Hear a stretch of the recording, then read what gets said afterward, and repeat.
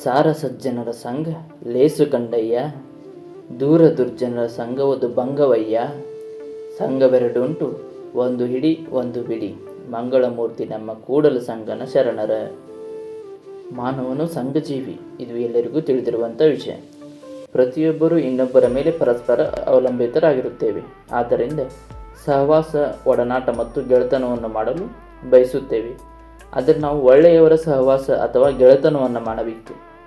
ನೀವು ಗಿಳಿಮರಿಗಳ ಕಥೆಯನ್ನು ಇಲ್ಲಿ ನೆನಪಿಸಿಕೊಳ್ಳಬಹುದು. ಸಜ್ಜನರ ಸಂಘವಾದ ಆಶ್ರಮವನ್ನು ಸೇರಿದ ಗಿಳಿ ಒಳ್ಳೆಯ ನಡೆನುಡಿ ಗುಣಗಳನ್ನು ಕಲಿಯಿತು.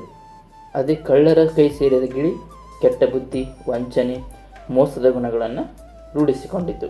ಆದ್ದರಿಂದ ನಾವು ಒಳ್ಳೆಯ ಜನರ ಸ್ನೇಹವನ್ನು ಮಾಡಬೇಕು ಹೊರತು ದುರ್ಜನರ ಸಂಘವನ್ನು ಮಾಡಬಾರದು. ನಾವು ಒಳ್ಳೆಯ ಜನರ ಸ್ನೇಹವನ್ನು ಮಾಡುವುದರಿಂದ ಒಳ್ಳೆಯ ನಡೆನುಡಿ ಗುಣ ಮತ್ತು ಒಳ್ಳೆಯ ಅಭ್ಯಾಸಗಳನ್ನು ರೂಢಿಸಿಕೊಳ್ಳುತ್ತೇವೆ.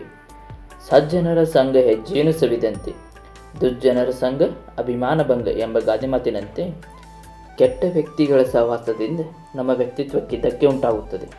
ಸಮಾಜದಲ್ಲಿ ಪ್ರೀತಿ ಗೌರವಗಳು ದೊರೆಯುವುದಿಲ್ಲ.